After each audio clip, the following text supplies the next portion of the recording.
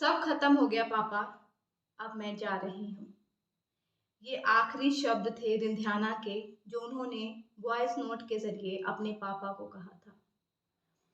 समझौता करो समाज की पुरानी सोच ने एक और बेटी की बलि ले ली। नमस्कार, मैं हूँ प्रियंका सिंह और आप देख रहे हैं दैनिक न्यूज़ 18। आज की जो खबर है वो आपको भी रुलाने वाली है। 2025 चल रहा है और हम उस दौर में हैं जहाँ पर चाँद पर ज़मीन लेकर लोग घर बना रहे हैं, लेकिन आज भी हमारे देश की बेटियाँ दाज की बलि चढ़ रही हैं। कुछ दिन पहले ही फिरोजपुर से एक खबर आई थी कि दाज के लिए बेटी को मार दिया। अब वहीं एक और खबर तमिलनाडु से आई है जहाँ पर इतना दान दहेज देने के बावजूद भी एक बेटी को जान देनी पड़ी। ये सब समाज की सोच और दाज की बढ़ रही जो प्रथा है इस वजह से हो रहा है। मुझे ये नहीं समझ में आता कि बेटियां अपने माँ बाप के सिर पे बोझ कब से होने लगी। क्यों समाज में बेटियों को बोझ की नज़र से देखा जाता है।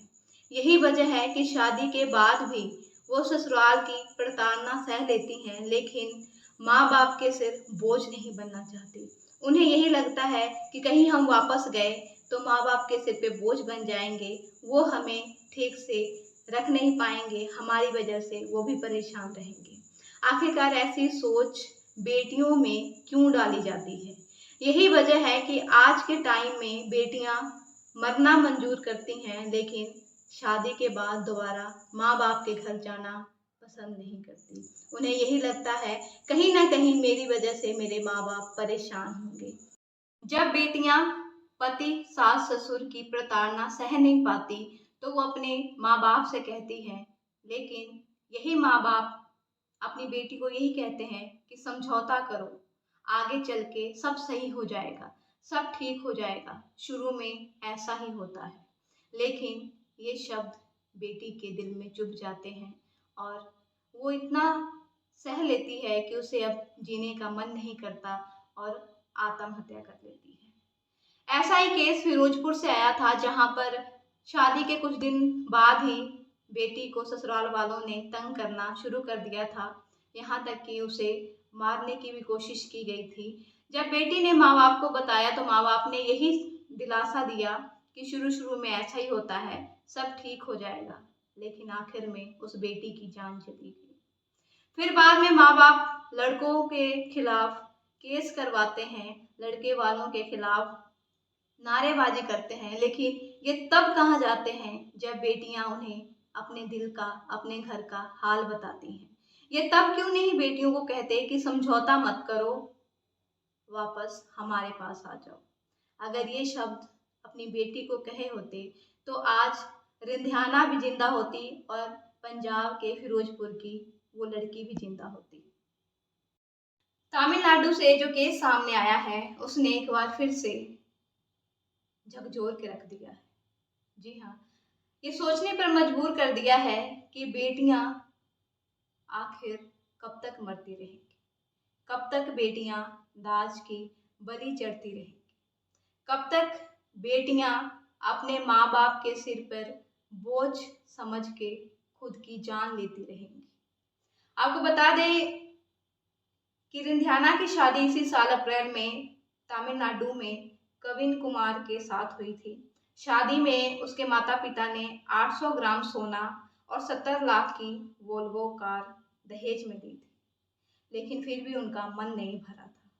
वो शादी के महज 2 महीने बाद ही रिंध्याना को तंग करने लग गए थे, शारीरिक और मानसिक तौर पर उसे परेशान करने लगे थे। शादी के सिर्फ 10 दिन बाद ही मानसिक प्रताड़ना और दहेज की मांगे शुरू हो गई थी। रिंध्याना ने अपने दर्द को एक वॉइस नोट में जाहिर किया था। हर दिन की मानसिक प्रताड़ना सहना अब मुझसे नहीं हो सकता। जो सुनते हैं वो यही कहते हैं कि जिंदगी ऐसे ही होती है, लेकिन वो मेरी तकलीफ नहीं समझते। इसमें उसका कहने का मतलब यही है कि मैं जिनसे भी अपनी तकलीफ बताती हूँ वो मुझे समझते नहीं हैं, बल्कि ये कहते हैं कि जिंदगी में यही होता है और इसे सहना पड़ेगा। रिंध्याना ने अपने माता पिता से कहा होगा कि मैं बहुत परेशान हूँ, मैं बहुत दुखी हूँ, लेकिन शायद उसके माता पिता ने भी यही कहा होगा कि समझौता करो। उसकी इस गुहार पर उसके घर वाले चुप्पी साधे बैठे थे और यही वजह है कि उसने खुद को जान से मार दिया।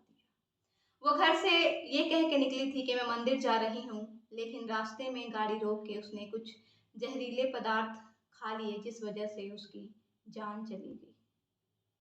हालांकि रिंध्याना के ससुराल वालों को पुलिस ने गिरफ्तार कर लिया है, लेकिन मेरा ये आपसे सवाल है, क्या इसमें केवल उसके ससुराल वाले ही जिम्मेदार हैं? क्या वो लोग जिम्मेदार नहीं हैं जिन्होंने रिंध्याना की आवाज़ सुनकर भी अनसुनी कर दी थी और उसे दिलासा देते रहे कि आगे सब कुछ सही हो जाएगा? क्या वो लोग जिम्मेदार नहीं हैं जिसने रिंध्याना को इस हालात से निकालने की बजाय उसे उसी में रहने की सलाह दी?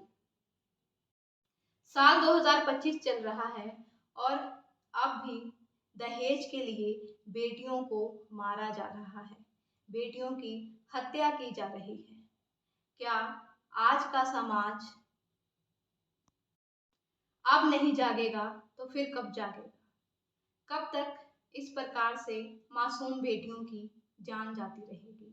आखिर क्यों समाज में ही माँ बाप अपनी बेटियों को शादी के बाद अपना नहीं सकते? क्यों बेटियों को ये लगता है कि हम शादी के बाद रिश्ता तोड़ के घर जाएंगे तो माँ बाप के सिर पे बोझ बन जाएंगे? ये सवाल मेरा आपसे भी है। आपको क्या लगता है? आप कमेंट में ज़रूर बताएं।